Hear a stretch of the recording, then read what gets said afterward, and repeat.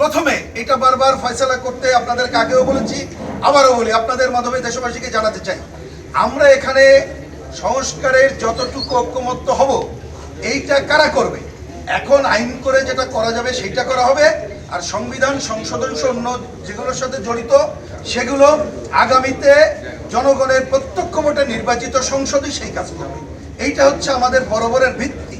এই ভিত্তিকে সামনে রেখে আজকে যে আলোচনা হয়েছে, সকালে ইতিমধ্যে শুনেছেন প্রধানমন্ত্রীর যে মেয়াদের কোশ্চেন, এক্ষেত্রে আমার কাছে মনে হয়েছে দুপুরে আমি অনলাইনে যেটা দেখলাম আমাদের কথা পুরোপুরি প্রতিফলিত হয় নাই।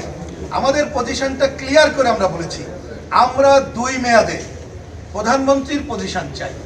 এখন 2 মেয়াদ মানে কি ডিফেক্টো আমরা ধরেই নেব যে একটা যে নির্বাচিত আগামীতে সংসদ হবে তারা 5 বছর করে দায়িত্ব পালন করবেন, তাহলে 10 বছর হয়। কিন্তু কেউ যদি সরাসরি 10 বছরের কথাটা আনেন, আমরা ঐক্যমত্য কমিশনকে বলেছি এইখানে কতগুলো ফাঁকি ঝুঁকি থাকতে পারে। ধরেন 4 বছর পরে তিনি পদত্যাগ করে কাউকে দিলেন, পরের বার করে যে 3-4 টার্মেই চলে যেতে পারে। সুতরাং ঐক্যমত্য কমিশনের সহ সভাপতি যেটা বলেছেন কনক্লুড করার সময় এ ব্যাপারে অভিন্ন কি শব্দে কনক্লুড করছেন, যাতে করে সেটা ওই টাইম পিরিয়ডের বাইরে না যান, তারপরেই আমরা সিদ্ধান্ত গ্রহণ করব। এইটা হচ্ছে আমাদের দিক থেকে পরিষ্কার বক্তব্য। সুতরাং এইটা যদি কেউ কোনোভাবে বলেন যে না 10 বছরের ব্যাপারে 1-2টা দল সহ ঐক্যমত্য হয়েছে, এইটার সাথে আমরা একমত না। এটা গেল 3 নম্বর এবং শেষ করছে, সেটা হচ্ছে আমাদের কাছে আমরা মনে করি এইটা হচ্ছে আমাদের পুরো আলোচনার অন্যতম গুরুত্বপূর্ণ বিষয়। সেটা হচ্ছে যে সংবিধানের মূলনীতির প্রশ্ন, এটা মনে রাখতে হবে। আমরা ঐক্যমত্য কমিশন আলোচনা এখানে যে দলগুলো আছি আমরা সবাই কিন্তু অভিন্নভাবে বলেছিলাম। অনেককে বলে যে এই যে মূলনীতি এইটা বিশেষ কোনো দলের, আমরা তা মনেই করি না।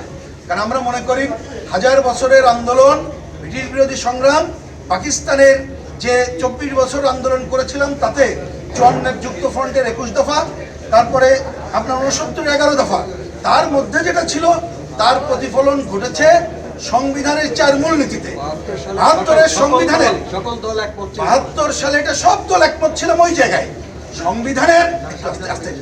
সংবিধানের অসম্পূর্ণতা আছে, সেটা অন্য আলোচনা, কিন্তু মূলনীতির প্রশ্নে আমরা কিন্তু সব দল একমত ছিলাম, একমাত্র স্বাধীনতা বিরোধীরা ছাড়া। সুতরাং স্বাধীনতা বিরোধীদের আলোচনা তো এটার সাথে মেলে না। সুতরাং আমরা ওই 4 মূলনীতিতে একমত ছিলাম। এবারের আলোচনা আমরা পরিষ্কার করে এই দলগুলোর পক্ষ থেকে বলেছি এই 4 মূলনীতির প্রশ্নে আমরা নয়, এইখানে হাত দেওয়া যাবে না। তার সাথে অবশ্যই যেটা আমাদের সংবিধানে এখনো আছে, ওই যে মুক্তিযুদ্ধের ঘোষণার যে 3 পয়েন্ট ছিল সেটা যুক্ত করা যেতে পারে, আরো যদি ভালোভাবে দরকার হয়। এমনকি আমরা বলেছি যদি এক্ষেত্রে নাগরিক অধিকার, ধর্মীয় অধিকার রক্ষার জন্য আরো কোনো শব্দ যুক্ত করা দরকার আমরা রাজি আছি। মূলনীতি বাদ দিয়ে অন্য কিছু আমরা গ্রহণ করতে পারি না, কারণ এটা বাংলাদেশের মূল ভিত্তি। এই ভিত্তির বাইরে কোনো কিছু হলে এই ঐক্যমত্য আসলেই হবে না। তাই ইতিমধ্যে শুনেছেন যে ঐক্যমত্য কমিশনের সহ সভাপতি বলে গেছেন তারা আগামী দিনে এ বিষয়ে সবাই আলোচনা করে ধারণ করে কি আনেন সেইটার উপরে ভিত্তি করে আমরা আগাবো। আমি আশা করব